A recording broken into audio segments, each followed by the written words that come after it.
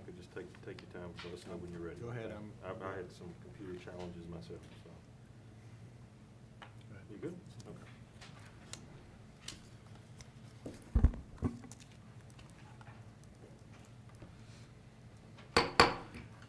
All right, good afternoon. I'll call to order the March 13th, 2018 workshop for the Powhatan County School Board.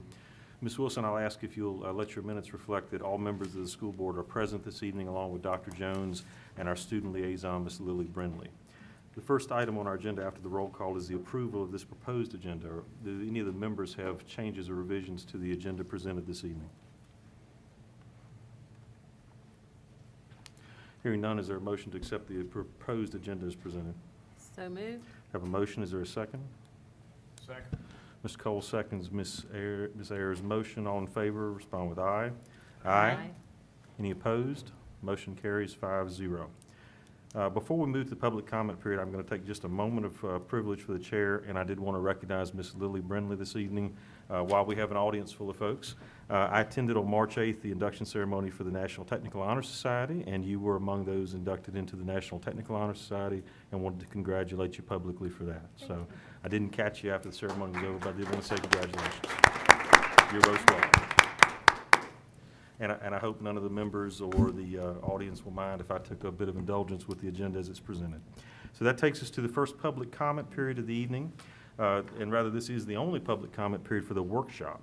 So this period provides an opportunity for individuals or delegations wishing to comment publicly to the board to do so. There's a time limit for this public comment period of 3 minutes per individual and 5 minutes per group for a representative of a group. There's a 30-minute total time limit. Anyone wishing to come forward and speak, please identify yourself by name to the board. And I would ask that you direct your comments to the board as a whole, not as to individual members. Public comment period is open.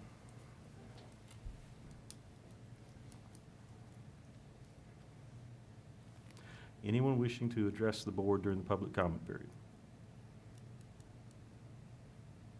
All right, seeing no movement, I'll bring the public comment period to a close. That takes us to our presentation for the evening for the workshop. Dr. Jones? Thank you, Mr. Chairman. The first item that we have this evening is a budget update. Wanted to share some information with the board on where we currently stand. We've gotten some additional information from the state. Ms. Wilson, can you pull up the presentation? And this presentation you've seen before, so if it's okay with the board, I'm going to skip to slide 14, which has the new information on it. As you know, the General Assembly adjourned on Saturday without coming to an agreement on the budget. The DOE did give us some additional information so that we know where we stand. We know that currently the House version of the budget has a shortage of $265,830 over the governor's proposed budget, which we've used to build our budget. And the Senate has a $435,280 shortage from the governor's proposed budget. As you know, if you followed the news, the main factor that's holding up the approval of the budget is Medicaid expansion between the two houses. The issue that really affected Powhatan County the most is that the governor included a no-loss provision in his budget for divisions that saw an increase in their local composite index, including Powhatan. That would have softened the blow of us receiving less state money and was why we were using the figures that we were to build our budget. But both houses, the House and the Senate, removed that no-loss provision. So that's why we're looking at the shortages that we are. Certainly the House version is less onerous to us, and the Senate shortage is one that is very significant. So what we have decided to do is to begin identifying some areas that we could reduce our expenditures to match this shortage in revenue, and that's on the next slide, are some potential things that we can look to do.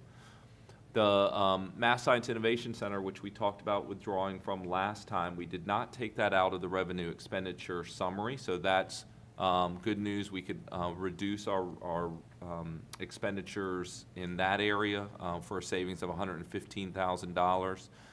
We are currently in negotiations with our RFP for school food service outsourcing and the approval phase. So we're working with a vendor that was the highest scoring vendor from our presentations.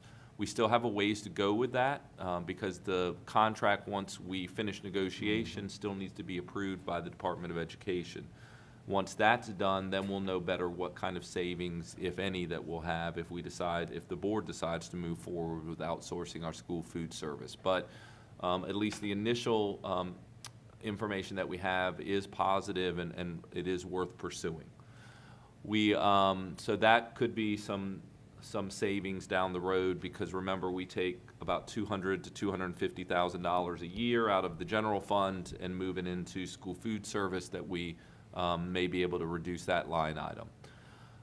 The other items that we could look at reducing would be the targeted adjustments for certain employee groups. I know the board is committed to ensuring that we have a 2% raise like the county is proposing, so we're not proposing putting that on the table.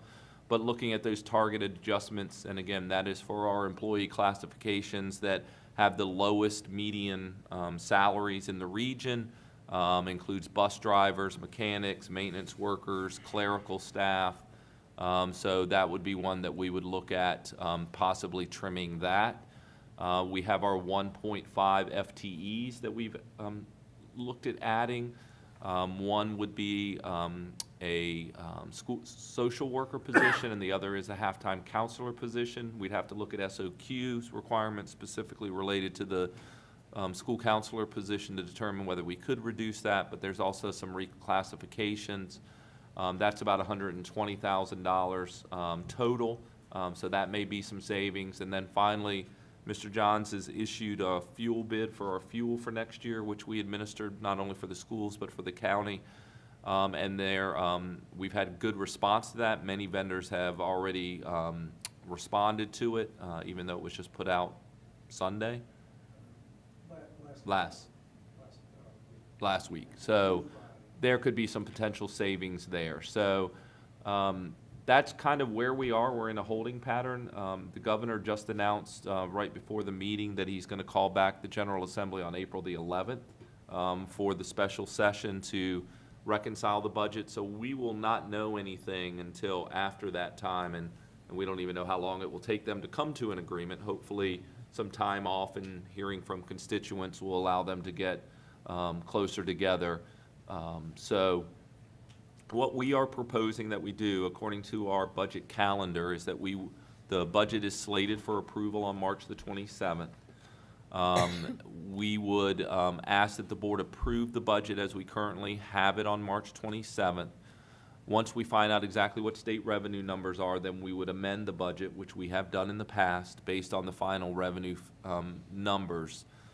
And as opposed to waiting, because we do have some timelines in terms of when the county has to approve their budget and when we have to approve our budget that are still being held in effect, even though the General Assembly hasn't met their timeline, at least initially.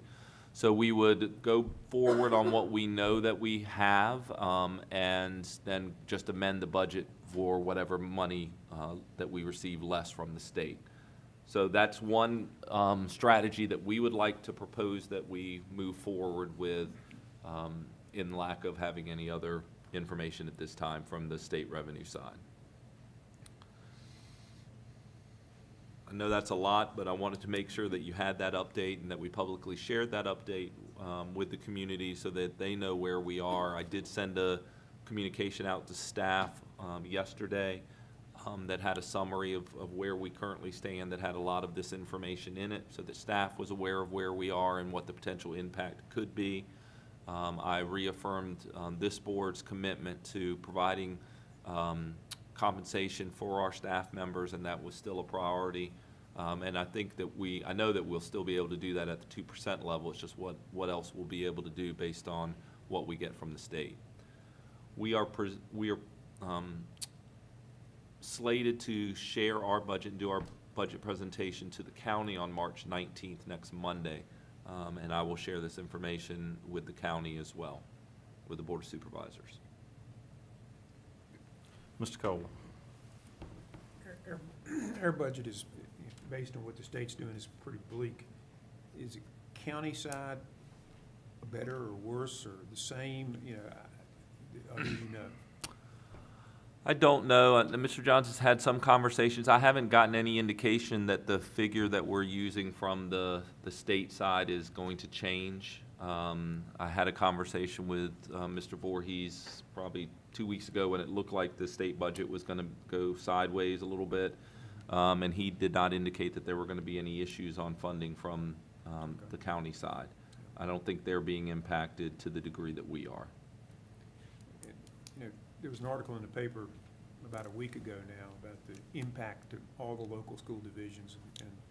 And this is not just a Powhatan problem. This is a problem, looks like, at least across the Central Virginia area and probably across the state to some degree. And I do hope that people will step up and talk to their representatives about the importance of trying to do a little better than what they've done to this point. Other questions or comments for Dr. Jones?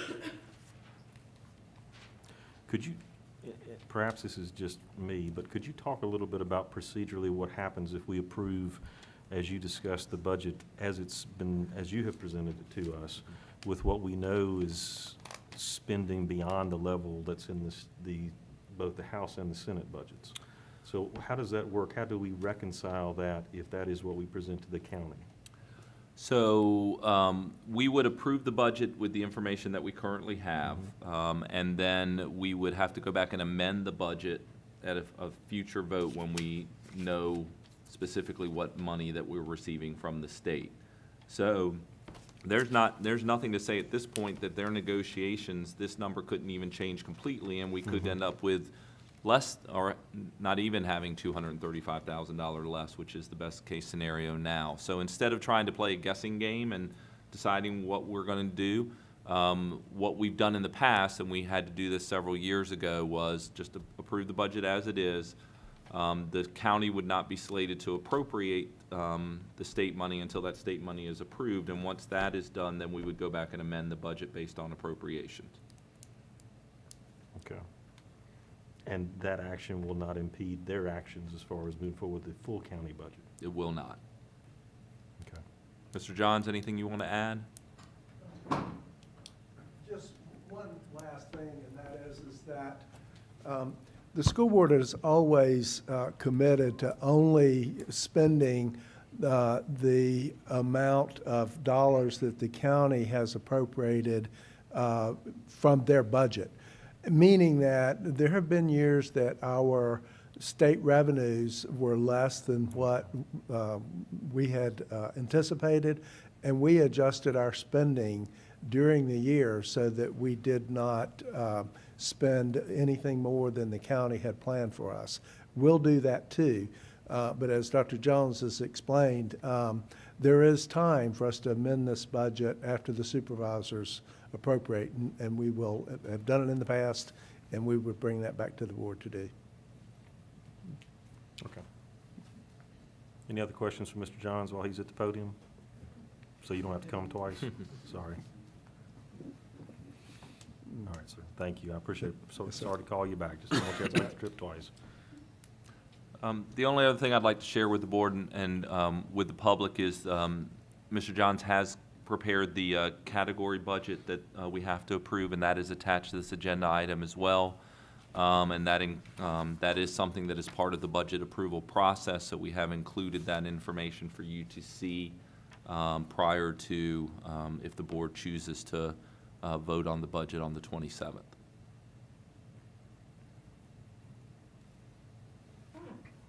All right. Questions or comments?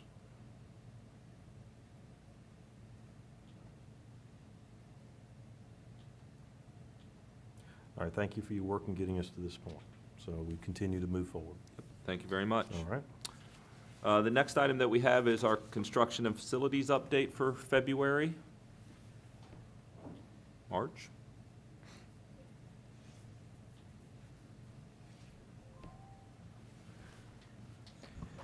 Good afternoon. Good afternoon. Good afternoon. At all of our current facilities, we continue to perform work orders as we receive them. Specifically to note, at Pocahontas Elementary and Pocahontas Middle School on Anderson Highway, both in the eastern bound and western bound lanes, we have replaced the old school zone signals with new school zone signals that are much bigger, much brighter. We also have the ability with these new school zone signals to control them wirelessly through our computers. So when we have days like today where we are not in school, we can turn them off so that they are not blinking. We also have purchased the new school zone signals for Route 13 as well for Powhatan Elementary and the new middle school. And actually on Thursday of this week, we are going to be installing the same software as well as the same inner workings of the school zone signals at Powhatan High School and Flat Rock Elementary School. So this will allow us to be able to be wirelessly connected to these school zone signals at all times. We'll be able to tell when they're down, be able to tell when the lights go out, and have much better control over them rather than going to each individual pole to have to fix them. At Flat Rock Elementary School, we replaced the generator heater plug. Pocahontas Middle School, we did roof repairs in C Hall and in the cafeteria hallway. Powhatan High School, we did some press box updating. We did some primer, some painting, and some new cove base inside that press box. It after 15 years, it needed some work done. Erosion control on the east side of the gym building was also completed, and water was turned on for spring sports in the stadium complex. For the construction project, a lot of work is going on there. When you drive by on a daily basis, you can see a lot taking place there. For specific areas, in Area A, the door work has started in the gym floor. For the gym floor, they started sanding that last week, and that looks very nice. Area B, the rooftop equipment was started up, ceiling grids are completed, and then the finish coating and painting is done. Area C, again, rooftop units were, setup was achieved, windows and storefront glass. The work continues there. The exterior doors and exterior cladding is continuing there.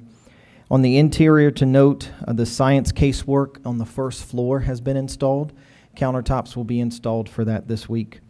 On the second floor of that area, C, HVAC insulation was completed, the sprinkler rough-in completed.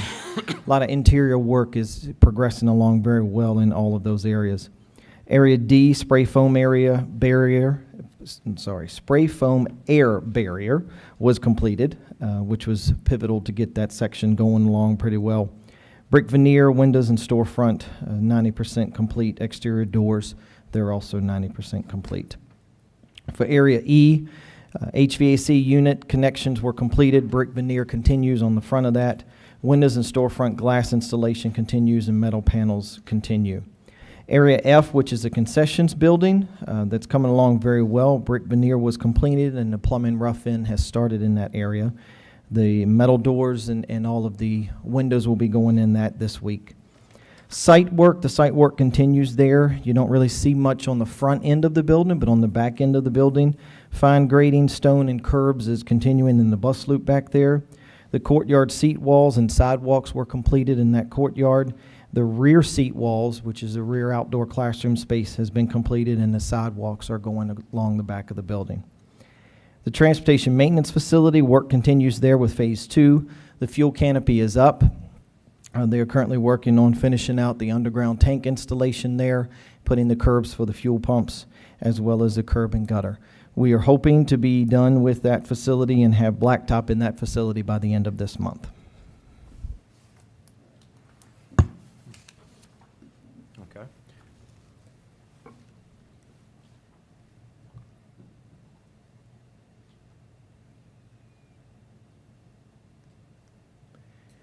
This first slide shows on the left side is the foundations going in for the fuel canopy.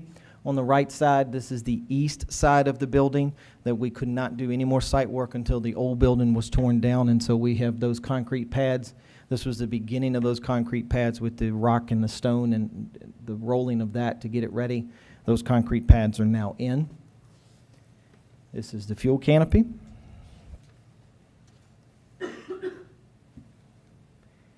Section A of Powhatan Middle School. Again, you'll notice when you drive down Route 13 and even driving down Route 60, you'll notice that there's glass from floor to ceiling just about all along the front of that building. It looks very nice.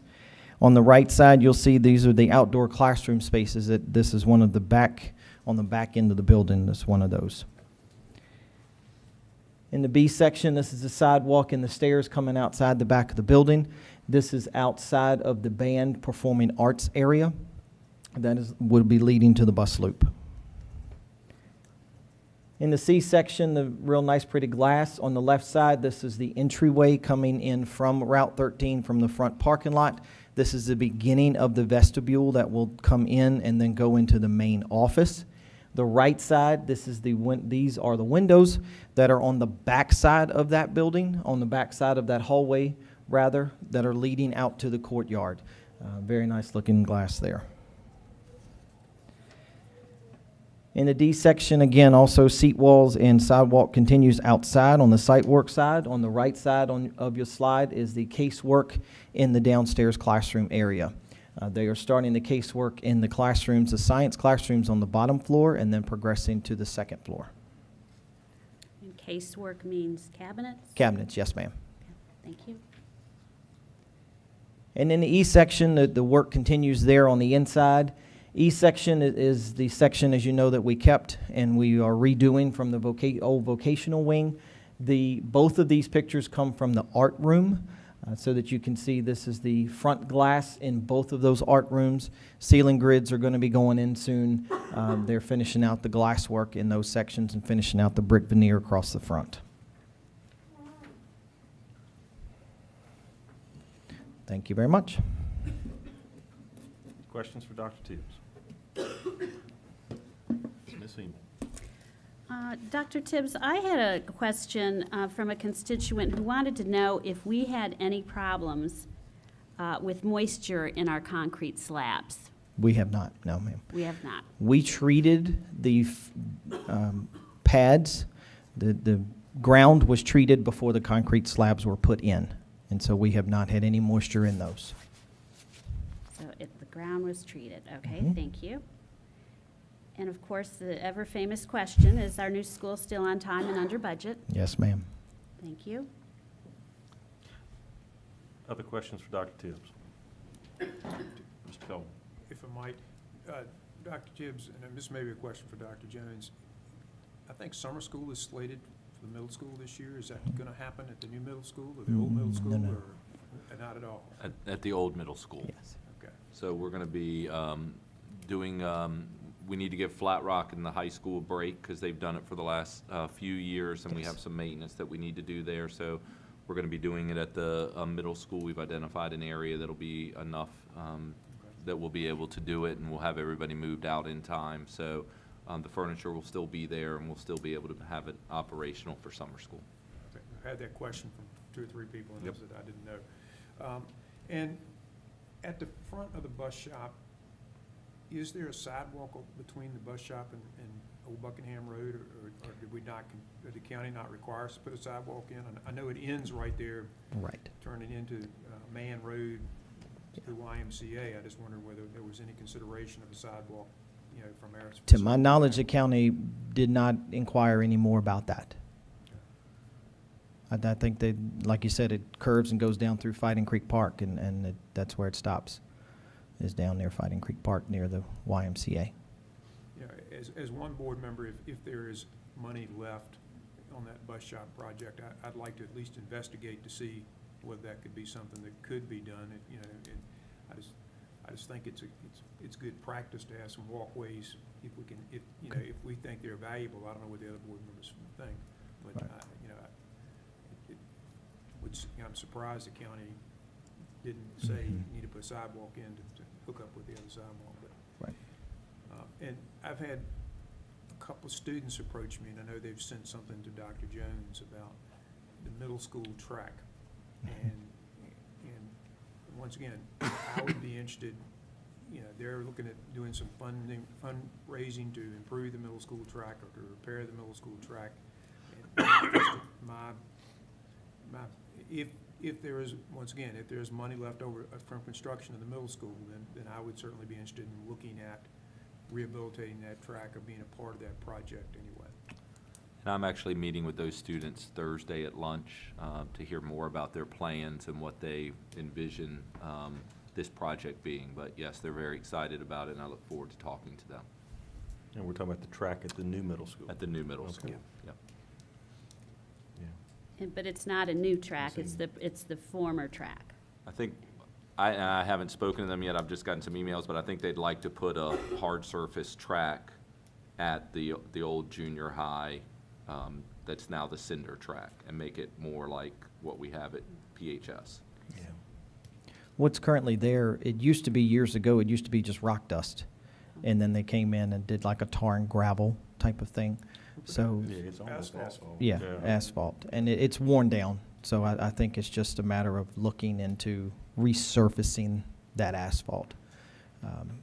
That, I have not heard that they would like to mirror the high school track, because the high school track has the rubberized filament in it. Very expensive. Right. Well, I like the fact that they care enough to be involved and to step up to the plate and be involved. And they're seniors, they won't even be here, so I Well, admire that's- the fact that they're looking at leaving nice something engagement. behind. They're all track athletes, and I think they'd like to see the program continue to grow, so I do look forward to speaking with them. Okay, great. So if I could ask two questions, the first one is, or perhaps two questions. The first one is, what sports are using that facility now? What school sports? Spring sports? So everything, all the. Not spring everything. sports? Is that what you're asking? What Yes. spring What sports? specifically We are would you- currently, middle school track is using it Okay. for practice, and high school boys lacrosse is using it for practice. Okay. The boys' middle school baseball and girls' middle school baseball are using Fighting Creek Park for their games, but they're practicing behind the current middle school. Okay. And then at some point over the next several weeks, Marianne Woodall with Parks and Rec is going to have some of the rec groups going in there in the evenings. Okay. Okay. All right, second question then is, we have asked you and Mr. Wilson before you pretty consistently, you know, we're on schedule, we're on budget. Okay, but we're coming to the conclusion of this now as far as the final date. So can you talk to us just a little bit about what that looks like, the final date, how that's going to work for the period right around there? Okay. Substantial completion is May 31st. Okay. And what we are planning is substantial completion, then we do the punch list and give the contractor and the subcontractors time to take care of that. That time frame in June is going to be a pretty big turnaround time, because the contractor's going to be doing their punch list. Then the furniture and the fixtures and the equipment is going to start to filter in.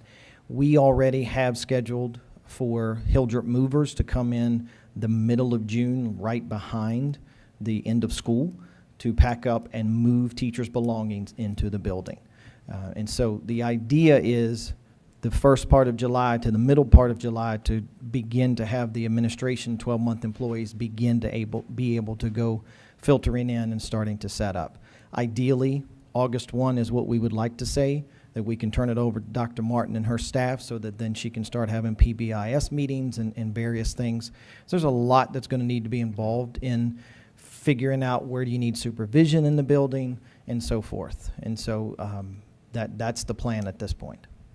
All right, so logistically, it sounds like you have everything in hand about how we move from the completion to moving staff in and then ultimately the students. Right. So at this point, you're confident that we will be ready?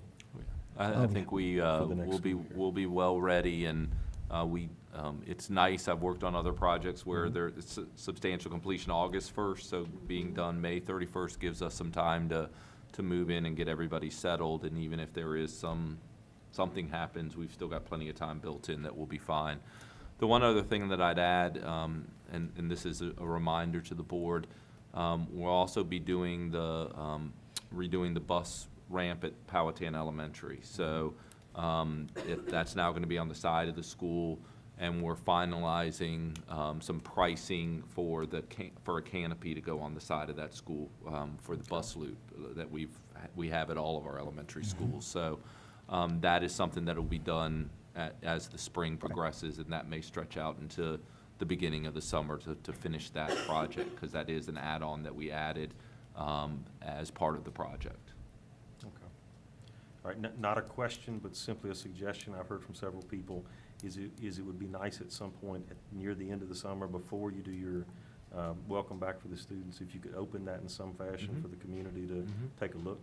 Sure. I thought that was a nice idea in conjunction with your back-to-school events. So just a suggestion. Sure. All right, any other questions or comments for Dr. Tibbs or Dr. Jones? We are. Mr. Colvin. Yeah, Mr. Chairman, and Dr. Jones, I'm assuming we've been in conversation with Service Solutions about maintaining the old middle school for summer school, and then being able to have enough staff on hand to do whatever they've got to do to get the new building ready. I know that was an issue when we opened the high school with, them getting enough staff together to do what they needed to do, so. Yes, I know the, you're all on top of it, and y'all. right. and we Service wanted Solutions is going to have a us- staff at the middle school to help us with summer school. And ideally, while summer school is going on, that's till 12:45. So then at the other half of the day, they can transition over to the new building. The contractor also has within their contract that they have to bring in a company to do all the cleanup and get it ready for us too. So we're going to work hand in hand with them. The other thing that I've already started a conversation with them about is this building's going to have polished concrete in it. Service Solutions, at least our group here, has never worked with a polished concrete floor, so we're going to have to have some training with that and get the staff familiarized with how to maintain and how to take care of that type of floor. So those are conversations that we've already started. Great. Water and a hose. Wet mom. All right, any other questions or comments? All right, thank you, sir. Thank you. Dr. Jones. I believe, our next presentation is Dr. Mahendra is going to give a overview of the wonderful Black History Month activities that we had in all of our schools. Shows you some pictures and some videos so that you can see firsthand if you weren't able to make some of them. Dr. Mahendra? Great, thank you.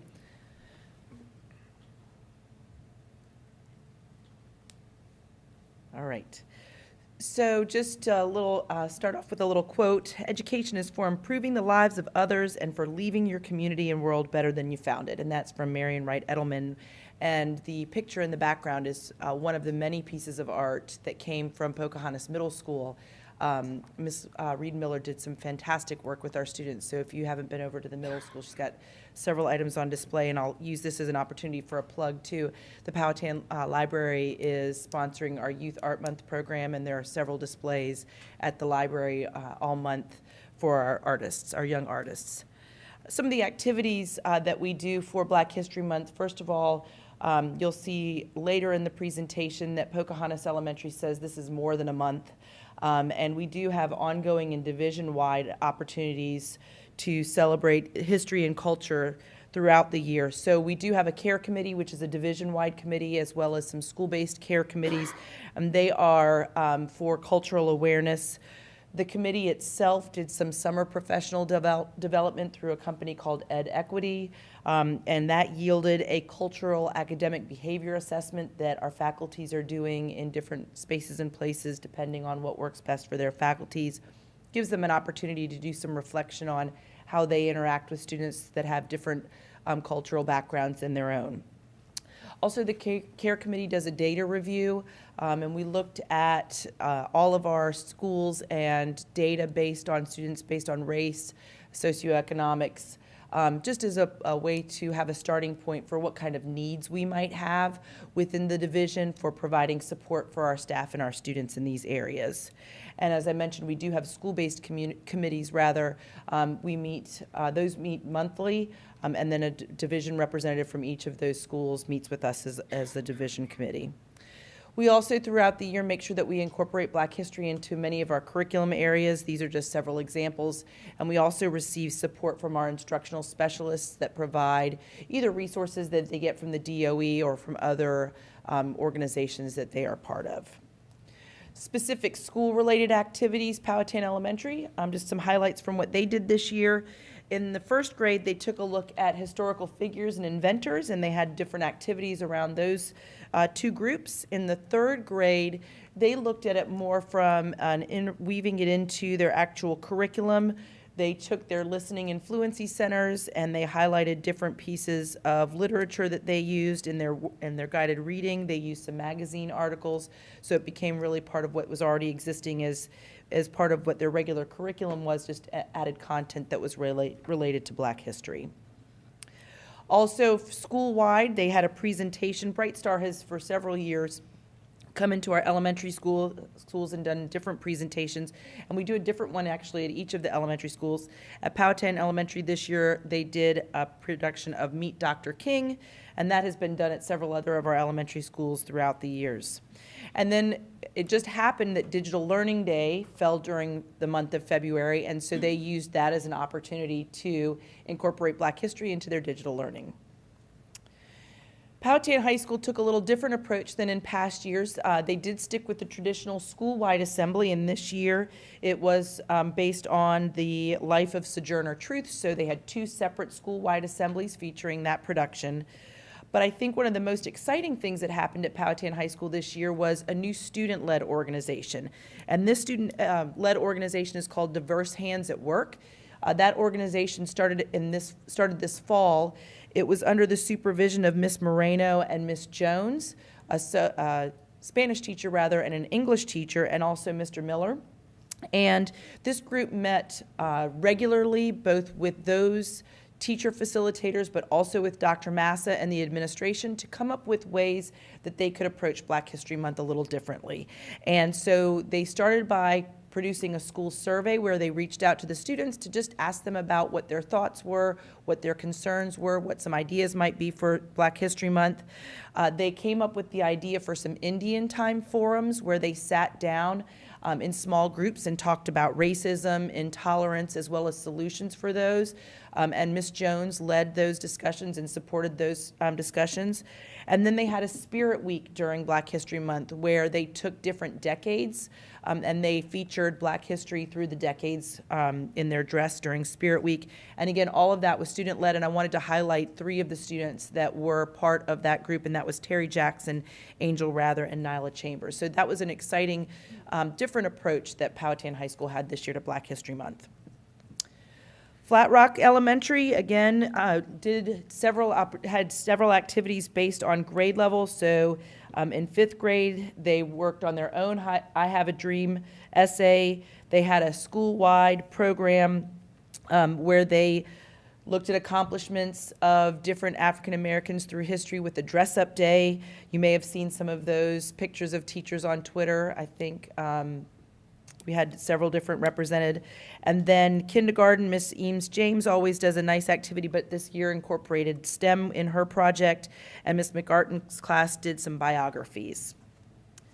At Flat Rock, they also had a division-wide presentation, and if you got to attend that one, it was extremely energetic and really fun to watch. They had a presentation on freedom songs, a little longer than some of the other presentations, but it was so engaging that the students really enjoyed it. They did everything from spirituals and jazz to the influence that African Americans had on Elvis's music, and they even touched on a little Beyonce for the kids, so they really enjoyed that program.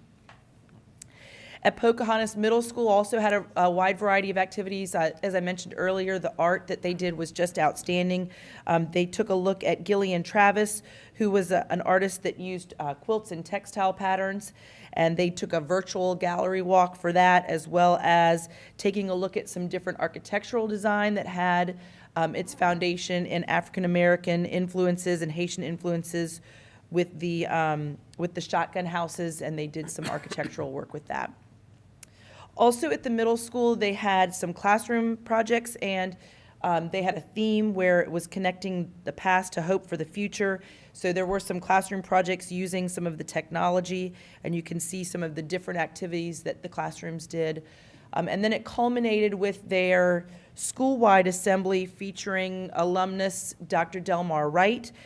But they, in advance of this program, they wanted to provide some context for how we were going to connect the past to the hope for the future, as this is the last year for students to be in Pocahontas Middle School. And so they have, if you go to the PDF on Board Docs, you can actually click some of these links, but we're going to show you one of them. So we'll do the hope for the future, and I'll let you listen to this one. Hello, my name is Geraldine Fun Whitson. I last attended Pocahontas High in 1969 until I moved out of Powhatan County. Mr. James Venable was my principal at that time. Back at that time, we were segregated in our own black community. We had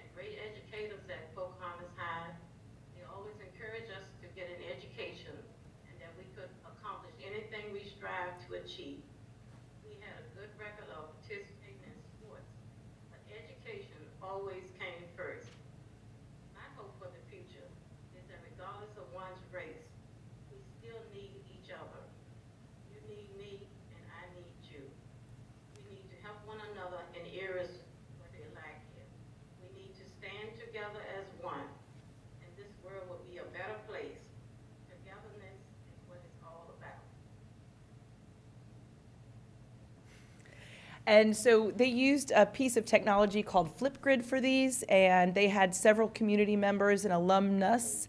My name's Earl whoop. Thompson. Graduated from the class in 1958. Let's see. Pocahontas has meant a lot to me, and I still have a lot of memories from the school. And as you can see, there are several of those that you can watch. And it really is, if you click on any of these on the PDF on the board docs document, you can go through and watch all of them. They are fantastic. And the history that they share, the perspective that they shared, and then the hope for the future that they provided to the students as classroom lessons, I think was really powerful. So that led into then Dr. Wright's presentation that he had during the assembly, and I think it made it more meaningful for the students as well. At Pocahontas Elementary, I mentioned that it's more than a month for them.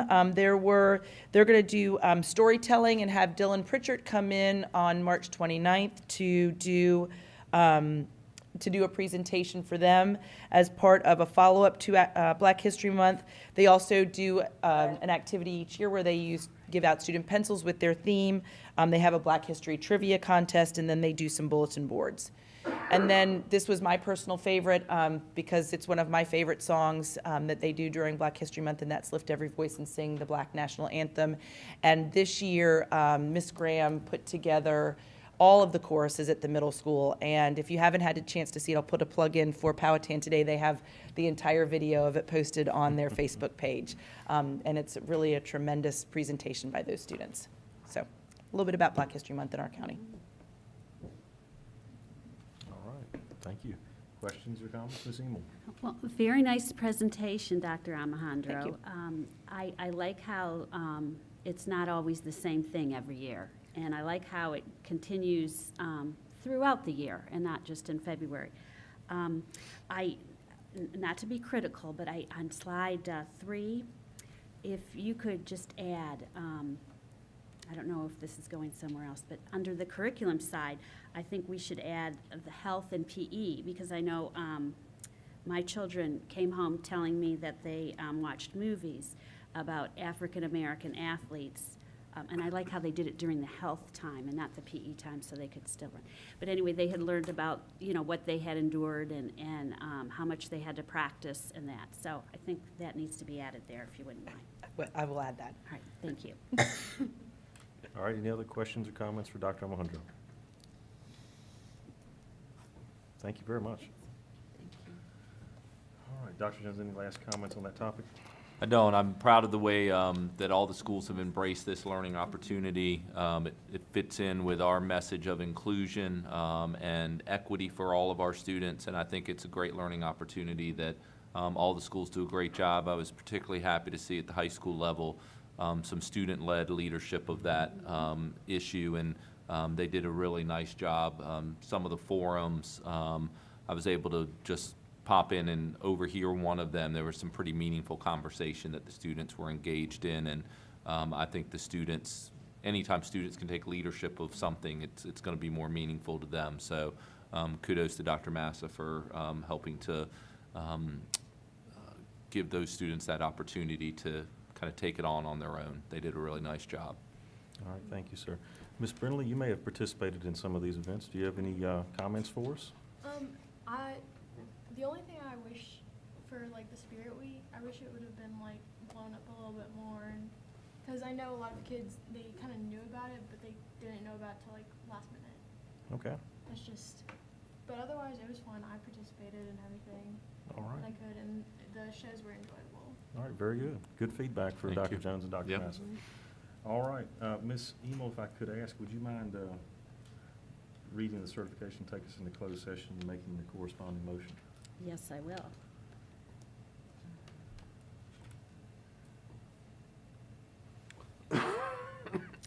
I make a motion to enter into closed session pursuant to Code 2.2-3711, A1, to discuss the employment, resignation, and leave of specific employees, Codes 2.2-3711, A1.